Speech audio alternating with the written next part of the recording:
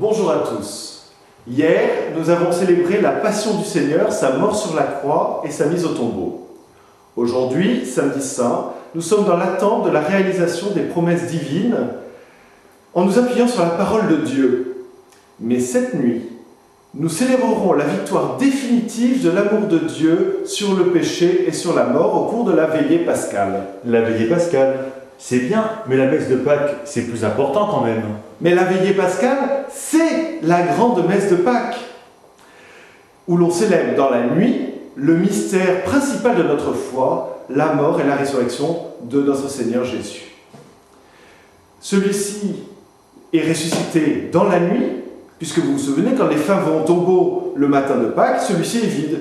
Donc forcément, ça s'est passé dans la nuit. Hélas, beaucoup de paroissiens méconnaissent cette veillée pascale. Donc non seulement c'est bien une messe, mais c'est la grande messe, c'est la messe à ne pas rater. Oui, enfin bon, cette année, c'est quand même compliqué. Oui, c'est vrai, je m'emballe un peu. Et puis, ça commence très tard, et puis c'est quand même très long. C'est tout à fait exact. Cette messe commence tard, parce qu'il faut qu'elle commence le dimanche. Or, chez les Juifs, le dimanche commence la veille au soir. Souvenez-vous, il y eut un soir, il y eut un matin, premier jour. Jésus est ressuscité le dimanche. Le premier jour de la semaine, c'est aussi le 8e jour, le jour de la nouvelle création. Bref, il faut attendre le coucher du soleil et la nuit. D'autant plus que la célébration commence avec un feu, le feu nouveau. Allons sur le parvis pour voir comment cela se passe.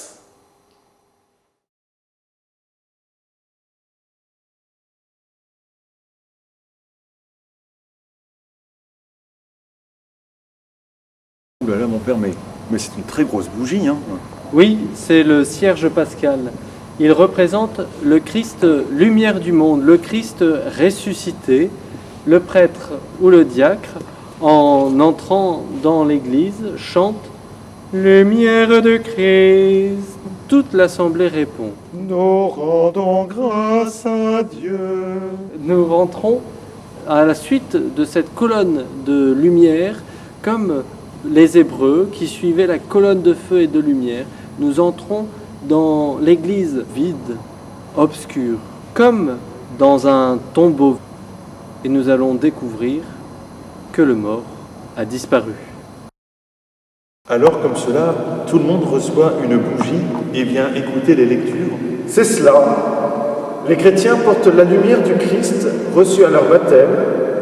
Ils en sont illuminés.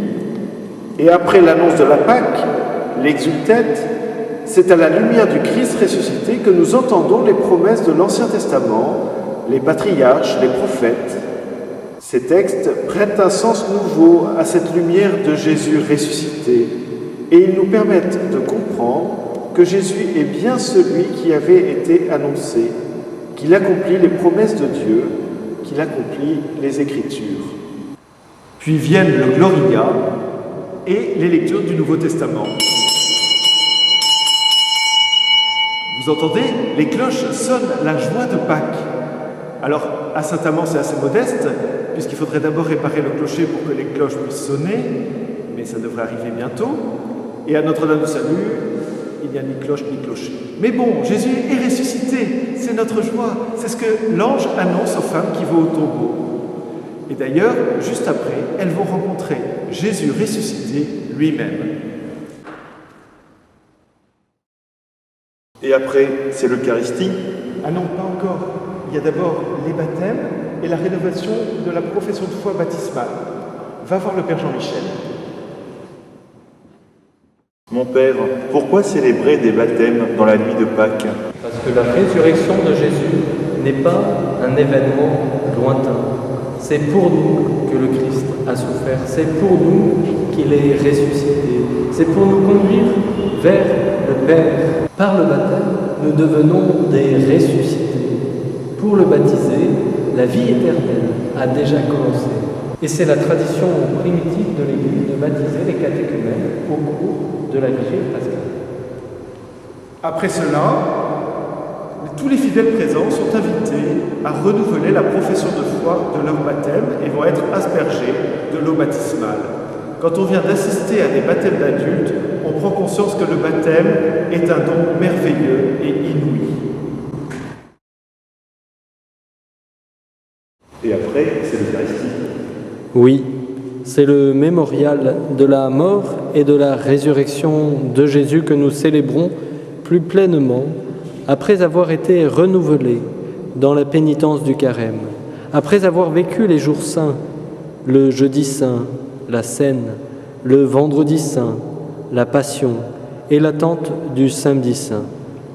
Cette célébration de Pâques nous fait entrer dans une compréhension nouvelle de la présence de Jésus ressuscité à nos côtés tous les jours jusqu'à la fin des temps. Il est vraiment présent dans son Eucharistie, pain de la route des baptisés. Et maintenant, on mange des œufs en chocolat. Ou des lapins. Autant de signes de fécondité. Le Christ est ressuscité, la vie a jailli du tombeau en abondance. Mais avant, il y a la bénédiction solennelle.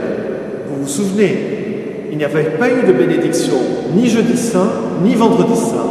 Maintenant, le Christ ressuscité nous bénit pleinement. Le Seigneur soit avec vous. Et avec votre esprit. Que demeure en vous la grâce de Dieu, la grâce pascale qu'il vous offre aujourd'hui, qu'elle vous protège de l'oubli et du doute. Amen. Par la résurrection de son Fils, il vous a déjà fait renaître, qu'il vous rappelle toujours à cette joie que rien, pas même la mort, ne pourra vous ravir. Amen. Ils sont finis les jours de la Passion, suivez maintenant les pas du ressuscité, suivez-le désormais jusqu'à son royaume, où vous posséderez enfin la joie parfaite. Amen. Et que Dieu Tout-Puissant vous bénisse, le Père, le Fils et le Saint-Esprit. Amen. Allez dans la paix du Christ, alléluia, alléluia. Nous rendons grâce à Dieu, alléluia, alléluia.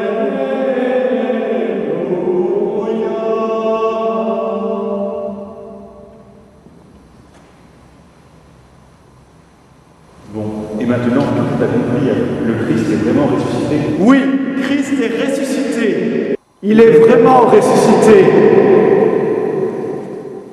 Dimanche matin, vous pourrez retrouver l'homélie sur la chaîne YouTube en vidéo. Et dimanche après-midi, nous nous retrouvons tous ensemble à 17h. Mais c'est une blague. Non, c'est très sérieux. Ça sera une réunion en visioconférence grâce à l'application Zoom. Toutes les informations sont sur notre site internet ou bien dans les messages de la newsletter. Vous verrez, c'est très facile pour rejoindre et ceux qui n'ont pas internet peuvent aussi nous rejoindre par téléphone. D'ici là, restez chez vous. Le Seigneur vous y attend.